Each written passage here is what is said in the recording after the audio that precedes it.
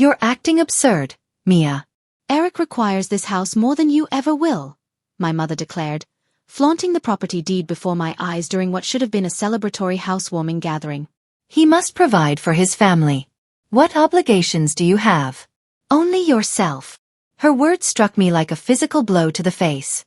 There I stood in the kitchen of the home I had emptied my bank account to purchase, gasping for air as my entire world collapsed before me. I am Mia Reynolds, and at 33 years old, I never expected such treachery from my own relatives. Working as a nurse at Memorial Hospital, I had dedicated the previous decade to pulling double shifts, accepting additional ICU hours, and hoarding every dollar possible. When my parents confronted foreclosure on their previous residence, I intervened with my complete savings, $175,000, to assist them in acquiring a new home. Our arrangement was absolutely clear. Since I supplied the down payment, the property title would bear my name. Yet evidently, family agreements hold little value with my relatives. My stepbrother Eric, my mother's favored child from her second marriage, stood nearby wearing his characteristic arrogant smirk. He had never invested a single cent toward our parents' welfare, perpetually occupied with discovering himself, while bouncing between various unsuccessful business attempts. However, now at 38, he suddenly possessed a spouse and expected child, which somehow qualified him as more worthy of my financial contribution. The documents have already been processed, my stepfather George added, refusing to meet my gaze. Eric now holds the house title. You should feel pleased about assisting your brother in establishing his family. The nonchalant manner in which he dismissed my sacrifice ignited my fury. The gorgeous colonial-style residence I had adored, the one I had envisioned as a central location for family gatherings and festivities, was being transferred to someone undeserving. Surveying the room filled with extended relatives and friends who had arrived to celebrate, I observed the uncomfortable stares and hushed discussions. My Aunt Sarah, who had consistently been more maternal toward me than my actual mother, stood in the corner expressing her disapproval through head shakes. My closest friend Rachel, who had witnessed me exhaust myself saving that money, clutched her drink so firmly I feared it would break. This is wrong, I managed to utter, my voice shaking with combined rage and pain. That money represented my entire savings. We had a clear understanding. Please cease this melodrama, my mother sighed, rolling her eyes dismissively. You work as a nurse. You can accumulate it again. Eric requires a secure residence for his infant. Unlike you, he has others depending on him. At that moment, something within me shattered. Years of being the dependable one, the trustworthy one, the person who consistently sacrificed for others, came tumbling down. As I gazed upon their entitled expressions, I realized this situation wouldn't conclude here. They had no comprehension of my capabilities when pushed beyond my limits.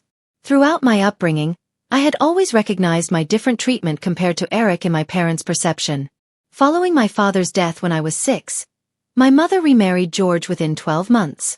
Eric entered our family like a storm, instantly becoming the focus of their attention.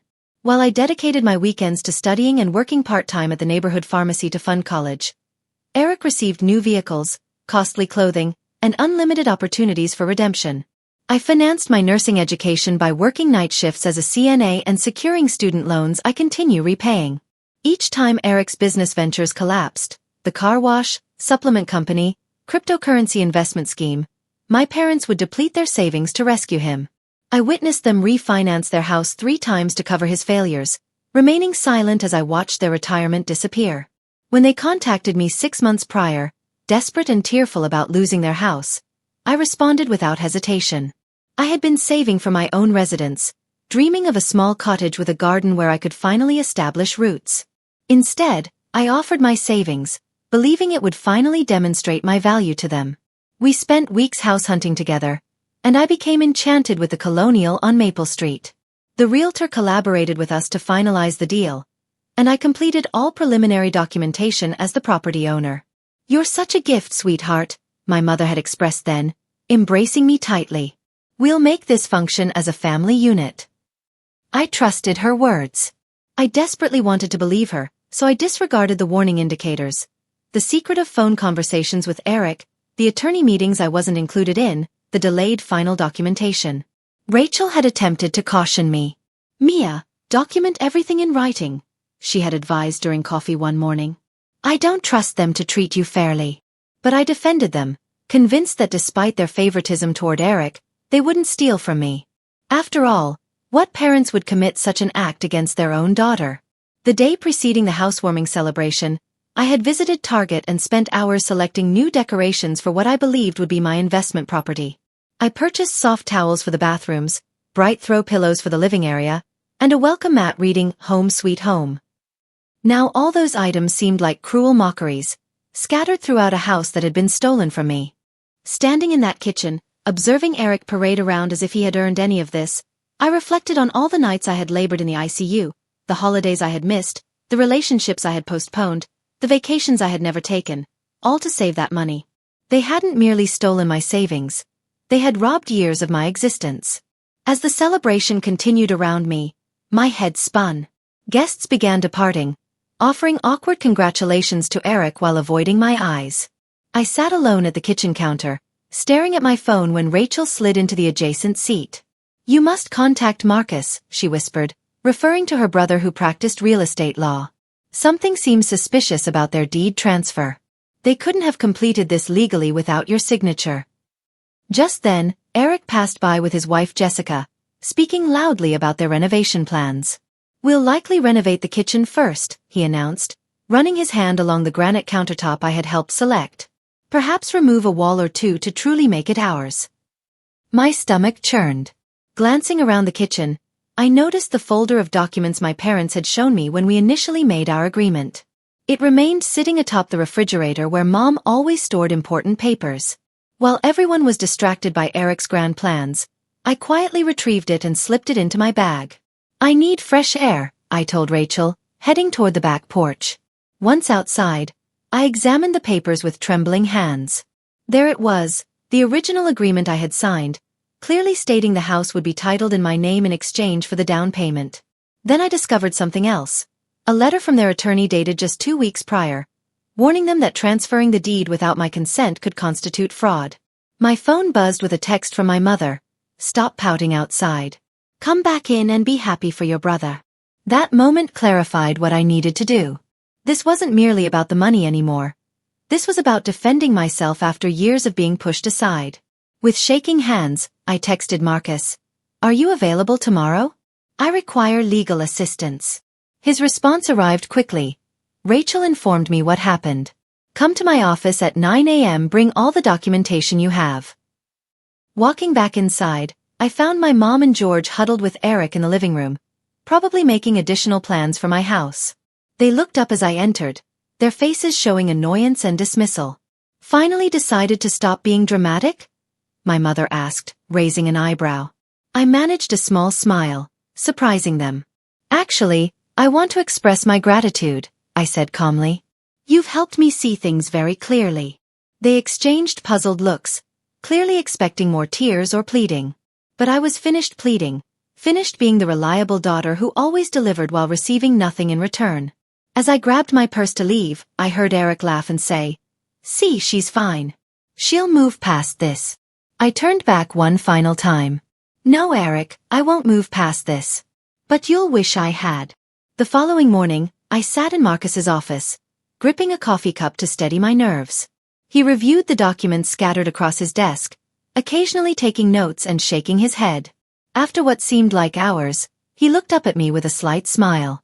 "Mia, they really made serious errors here," he said, holding up the lawyer's warning letter. "The deed transfer isn't just questionable. It's fraudulent. You provided the down payment, signed the initial paperwork, and there's clear documentation of the agreement. They cannot legally transfer a house that was intended to be yours." "But they already did," I replied, my voice cracking.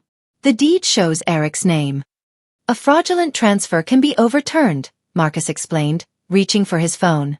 "And I have a contact at the DA's office who would find this case very interesting. What they did could actually lead to criminal charges." My heart raced at his words. Criminal charges? I didn't want my parents imprisoned, even after everything. The thought of them facing legal trouble made me pause. "Listen to me," Marcus said firmly. "They stole $175,000 from you. That's grand theft.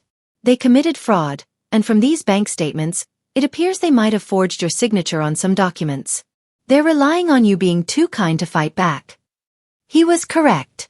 My entire life, they had depended on me being the understanding one, the person who would sacrifice without complaint. While we talked, my phone kept buzzing with texts from my mom, alternating between guilt trips and demands that I stop being childish. "What do you want to do?" Marcus asked, watching me carefully. I took a deep breath. "I want my house returned, and I want them to understand they cannot treat me like this anymore." Marcus nodded and began typing on his computer. "I'm filing an emergency injunction to prevent them from making any changes to the property. Then we'll proceed with legal action to void the transfer. They'll receive papers by tomorrow." As I left his office, I felt lighter somehow. For the first time since the housewarming party, I wasn't crying or shaking. Instead, I felt a strange sense of calm. I drove to work for my evening shift in the ICU, and halfway through, my phone exploded with notifications. Eric had called 7 times. My mom had called 12 times. There were dozens of text messages ranging from angry to panicked. The last one from Eric made me smile. "What the hell did you do?" I silenced my phone and focused on my patients. Let them panic for a while. Let them experience a fraction of the anxiety they'd caused me. Tomorrow they'd learn exactly what happens when you push the nice daughter too far. The next morning, chaos erupted. I was preparing for my shift when Rachel called to tell me my mom and Eric were creating a scene outside my apartment. Sure enough, when I looked out my window, there they were, Eric pacing back and forth while my mom pounded on the building's front door. "You must stop this," my mom shouted when I finally went downstairs. "This will tear our family apart." "That's ironic," I replied, surprisingly calm. "You didn't worry about tearing the family apart when you stole my life savings." Eric stepped forward, his face red with anger. "You're being ridiculous. I have a baby coming. What were you going to do with that house anyway? Live there alone with your cats?" "Actually," I said, pulling out my phone, "I have the proof of our original agreement right here. Want to see the letter from your lawyer warning you this was illegal? Or should we discuss the documents where someone forged my signature?" The color drained from their faces. My mom grabbed my arm, her voice dropping to a whisper. "Honey, we can work this out as a family. There's no need for lawyers." I gently removed her hand. "We stopped being a family the moment you decided my life savings meant nothing to you. The DA's office has copies of everything now, so unless you want this to get worse, I suggest you talk to your lawyer about reversing the deed transfer." "You'd send your own mother to jail?" she gasped, tears welling up in her eyes, the same tears that had worked on me so many times before. "No, Mom, you might send yourself to jail. I'm just standing up for myself." Eric started to say something, but his phone rang. It was his wife, Jessica. I could hear her panicked voice through the speaker as she told him the police were at their house, their actual house, with questions about the deed transfer. They left quickly after that, hurrying to deal with the unfolding disaster. Rachel, who had been watching from her car to make sure I was safe, came over and hugged me. "I've never seen you stand up to them like that," she said proudly. "I've never had proof of their manipulation before," I replied. "Always just my word against theirs. But this time I have everything in writing." Later that day, Marcus called to tell me Eric and my parents' lawyer had reached out. They wanted to settle. Not only would they transfer the house back to me, but they'd also pay my legal fees and additional damages. The threat of criminal charges had finally made them realize I wasn't backing down. "Should we take the deal?" Marcus asked. "Yes," I said firmly. "But I want them to sign something else too. A statement admitting exactly what they did. They don't get to pretend this never happened." 2 weeks later, I sat in Marcus's office as my parents and Eric signed the papers. The deed was being transferred back to me, along with a settlement that included my legal fees and an additional $50,000 in damages.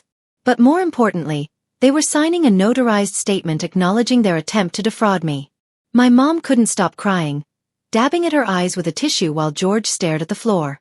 Eric looked like he'd aged 10 years, the smug grin replaced by a clenched jaw. His wife Jessica had left him after discovering he'd been hiding their own financial troubles. Apparently, the house theft was just the tip of the iceberg. "I need all parties to sign here," the notary said, pointing to the final page. One by one they signed. When it was my turn, my hand didn't shake at all. "I hope you're happy," Eric muttered as he stood up. You've ruined everything. No, I replied calmly. You ruined everything when you decided to steal from me. I just made it right. They filed out of the office, my mom trying one last time to catch my eye. I turned away. The time for guilt trips and manipulation was over. Marcus handed me the new deed with a smile. Congratulations. The house is officially yours. But I had one more surprise for them. Actually, I said, pulling out another set of papers, I'd like to sell it. My family had already spread the word about their misunderstanding with the house, trying to save face with relatives and friends. They didn't know I'd received an offer from a developer who wanted to turn the property into apartments. The offer was well above market value. They'll be furious when they find out, Rachel said later as we celebrated at our favorite coffee shop. They thought you'd let them stay there. That's exactly why I'm selling, I replied. They need to understand they have no power over me anymore. The next day I signed the papers to sell the house. The developer was thrilled, my real estate agent was thrilled, and I was finally free. The profit from the sale combined with the settlement money meant I could buy my dream cottage with a garden and still have savings left over. As I drove away from the closing, my phone buzzed with a voicemail from my mom. She was crying, saying she'd heard about the sale, begging me to call her back. I deleted it without listening to the end. Some might call it cruel, but I call it boundaries. For the first time in my life, I wasn't going to set myself on fire to keep them warm. Let them figure out their own lives. I had a cottage to furnish and a garden to plant. The weeks after selling the house were transformative. I found a charming cottage just outside the city with a wraparound porch and enough yard space for the garden I'd always dreamed of. Rachel helped me move in, and together we painted the walls in soft, peaceful colors. Nothing like the bold schemes my mom had always insisted were proper for a family home. My phone still lit up regularly with messages from family members. Some were angry, calling me selfish for selling the house without giving my parents a chance to figure something out. Others tried guilt trips, telling me my mom cried herself to sleep at night. My Aunt Sarah was the only one who stood by me, telling the others they should be ashamed for what they'd done. I ran into your mom at the grocery store, Sarah told me over Sunday brunch. She was telling everyone who would listen about how ungrateful you are. But most people know the truth now. That statement you made them sign has made the rounds. I smiled, thinking about how the narrative had shifted. No longer was I the difficult daughter who wouldn't help her brother. Now I was the hard-working nurse whose family had tried to steal her savings. My mom's attempts to play victim weren't working anymore.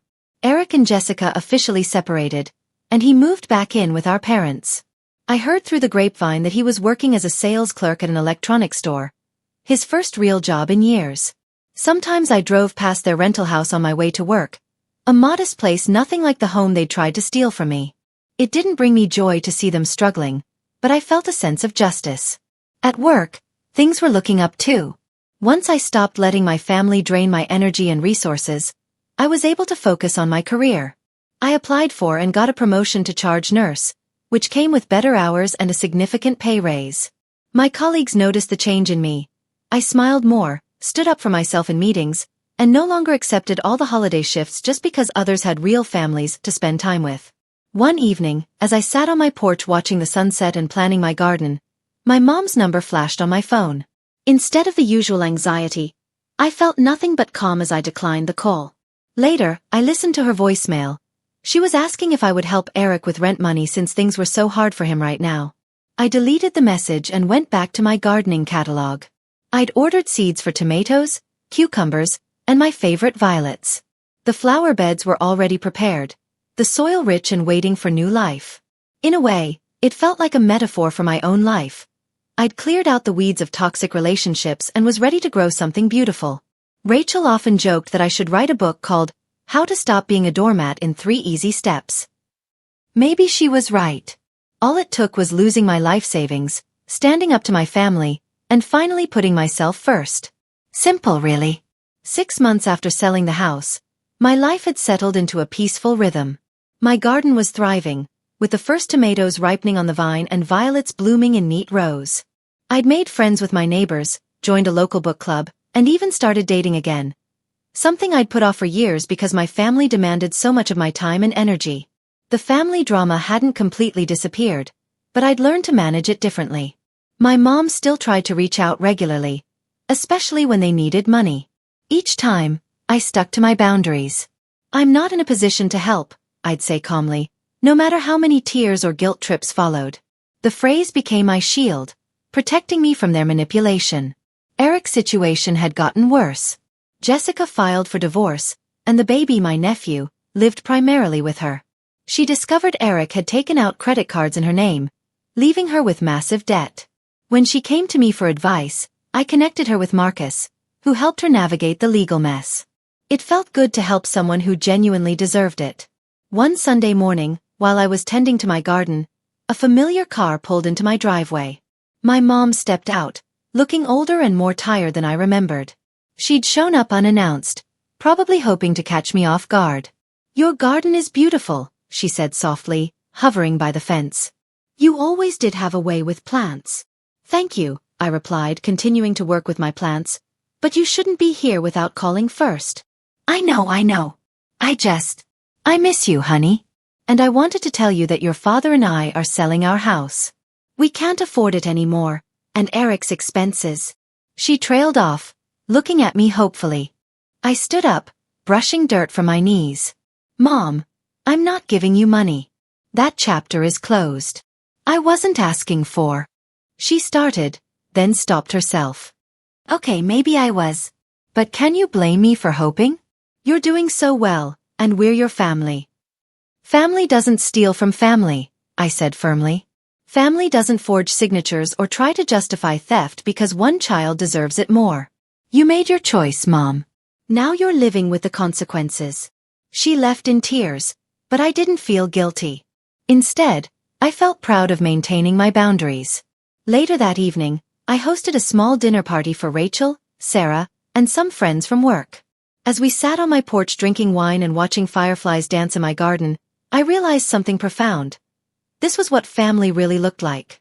It wasn't about blood or obligation. It was about choice, respect, and genuine care for each other. "To boundaries," Rachel toasted, raising her glass with a knowing smile. "To growth," I added, thinking of my flourishing garden and my even more flourishing spirit. A year has passed since I stood up to my family, and the transformation in my life still amazes me. My cottage has become a sanctuary, filled with peace and warmth that I never felt in my family's presence. The garden produced so many vegetables last summer that I started donating extras to the local food bank. Sometimes I think about how my mom used to mock my obsession with gardening, calling it a waste of time. Now it brings me joy and helps others too. My career has flourished without the constant drain of family emergencies. I was recently promoted to nursing supervisor, and my colleagues often comment on how much more confident I've become. I no longer apologize for taking vacation days or saying no to extra shifts when I need rest. Setting boundaries at home taught me to set them everywhere else too. Rachel jokes that I'm becoming a bit of a local legend at the hospital. New nurses seek me out for advice, not just about patient care but about standing up for themselves in difficult situations. Last week, a young nurse thanked me for helping her find the courage to leave an abusive relationship. "If you could stand up to your whole family," she said, "I can stand up to one person." My parents and Eric still struggle, but that's no longer my burden to bear. They made their choices, just as I made mine. Sometimes the kindest thing you can do for people, and yourself, is to let them face the consequences of their actions. It's not about revenge anymore. It's about growth and self-respect. The money they stole was just money, but what I gained by standing up to them was priceless. My freedom and self-worth. The other day, I found an old photo of my family at the housewarming party, taken just before everything fell apart. Looking at their smug faces, I realized I don't feel angry anymore. Instead, I feel grateful. Their betrayal pushed me to become someone stronger, someone who values herself enough to walk away from toxic relationships, even when they're wrapped in the package of family. My garden is starting to bloom again this spring. Sarah visits often, bringing her grandchildren who love helping me plant new flowers. Rachel and I have our weekly coffee dates where we laugh about how far I've come from the person who used to answer every demanding phone call from my family. Even Jessica brings my nephew over sometimes. She says the garden has a healing effect on her too. Life isn't perfect, but it's authentically mine now. I've learned that sometimes the best revenge isn't about getting even. It's about getting better. Every flower that blooms in my garden, every peaceful evening on my porch, Every boundary I maintain is a reminder that I chose myself. And I'd do it all again in a heartbeat.